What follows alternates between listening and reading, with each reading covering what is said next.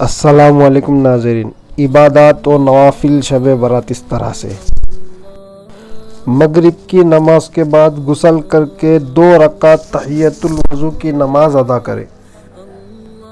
اس کے بعد 6 رکعت نفل نماز 3 سلام سے 2 کر کے ادا کرے۔ پہلی 2 رکعت درازی عمر کی نیت سے ادا کرے۔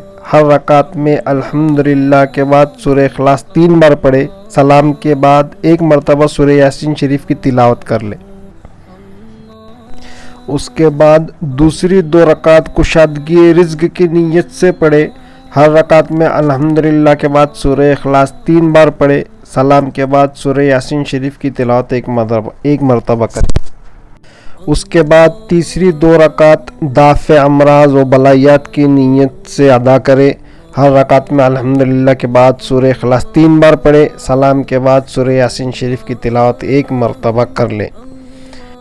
اس کے بعد 8 رکعت نفل نماز ادا کرے، 4 سلام سے 2 کر کے۔ ہر رکعت میں الحمدللہ کے بعد سورہ اخلاص 5 مرتبہ پڑھے۔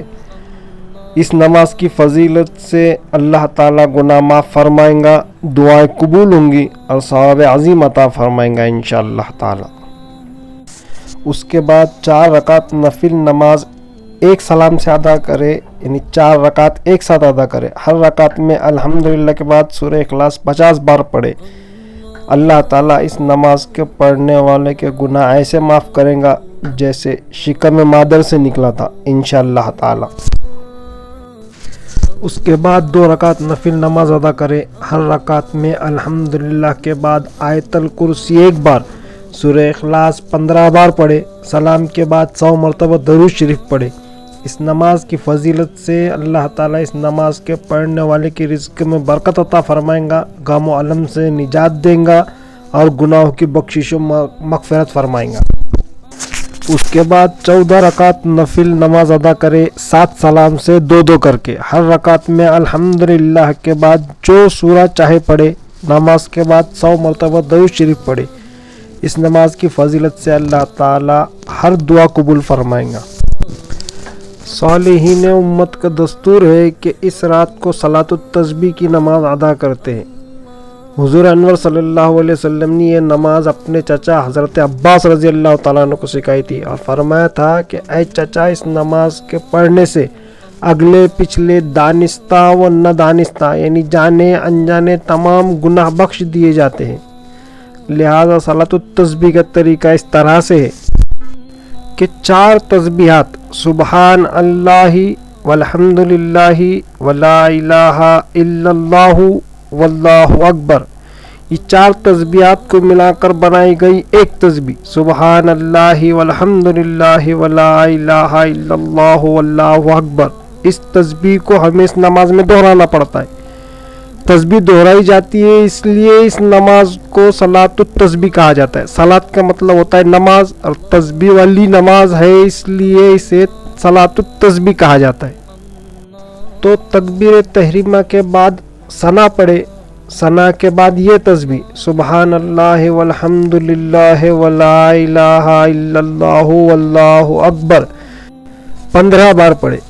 اس کے بعد الحمدللہ اور جو سورہ چاہے ملا لے۔ اس کے بعد 10 بار سبحان اللہ والحمدللہ ولا الہ الا اللہ واللہ اکبر پڑھے۔ اس کے بعد رکوع کرے۔ رکوع میں رکوع کی تسبیح سبحان ربی العظیم کے بعد یہ تسبیح 10 مرتبہ پڑھے۔ اس کے بعد رکوع سے کھڑے ہو کر ربنا لک الحمد کے بعد یہ تسبیح 10 مرتبہ پڑھے۔ اس کے بعد پہلا سجدہ کرے۔ سجدے کی تسبیح سبحان ربی العالی کے بعد یہ تسبیح 10 مرتبہ پڑھے۔ اس کے بعد سجدے سے اٹھ کر دونوں سجدوں کے درمیان والے حصے میں 10 مرتبہ یہ تسبیح پڑھے۔ اس کے بعد دوسرا سجدہ کرے۔ دوسرے سجدے میں سبحان ربی العالی کے بعد یہ تسبیح 10 مرتبہ کرے۔ اس طرح ایک رکعت میں جملہ 75 مرتبہ یہ تسبیح دہرائے۔ یہاں ایک رکعت مکمل ہو گئی، اسی طرح باقی 3 رکعت بھی مکمل کرے تو انشاءاللہ تعالی 4 رکعتوں میں اس تسبیح کا 300 مرتبہ ورد ہو جائیں گا۔ سلام کے بعد استغفار اور درود شریف 100 مرتبہ پڑھ کر سجدے میں سر رکھ کر خدا تعالیٰ سے نیک توفیق طلب کریں۔ اس کے بعد اپنے مرحومین آبا و اجداد کے لیے 2 رکعت نفل پڑھتے رہے اور اس کا ثواب انہیں ایصال کرتے رہے اور ان کے لیے دعائے مغفرت کرتے رہے۔ اسی طرح سے ان کی قبر کی کشادگی اور قبر کے نور اور جنت الفردوس کی میں اعلیٰ مقامات کے لیے دعائیں کرتے رہے۔ یہ تو ہوئی صالحین، مقربین اور اللہ کے برگزیدہ بندوں کی مختلف روایتوں میں ملنے والی نوافل، لیکن یہ نوافل وہ فرض کی مکمل ادائیگی کے بعد قیام اللیل میں کیا کرتے تھے، یعنی راتوں کو کھڑے ہو کر یہ نمازیں ادا کیا کرتے تھے، اور خاص 15ویں شب کو تو ادا کرتے ہی تھے، لیکن دوسری مختلف راتوں میں بھی نوافل کا بڑا اہتمام کیا کرتے تھے۔ میں ایک بار پھر سے دوہرا دوں کہ بزرگان دین فرض کی مکمل ادائیگی کے بعد نوافل کا اہتمام کیا کرتے تھے، لیکن آج امت کا ایک بڑا طبقہ ایسا ہے کہ جن کے ذمے فرض نمازیں باقی ہے، اور جن کی فرض نمازیں باقی ہے اگر وہ نوافل کا اہتمام کرے تو یہ کہاں تک درست ہے۔ اسے ایک مثال کے ذریعے سے یوں سمجھ لیجئے کہ ایک ملازم ہے، وہ کمپنی میں کام کرتا ہے، اس کے لیے 8 گھنٹے کی ڈیوٹی مقرر کی گئی ہے، اس کے بعد اگر وہ 2 گھنٹہ زیادہ کام کرتا ہے تو وہ اوور ٹائم میں شمار ہوگا، لیکن اگر وہ اس کی اصل ڈیوٹی 8 گھنٹے کی جو مقرر کی گئی ہے، اگر وہ وہاں غیر حاضر رہ کے مقررہ ڈیوٹی کے وقت کے بعد 2 گھنٹے صرف کام کرے اور اوور ٹائم کا مطالبہ کرے تو یہ کیسے ممکن ہے؟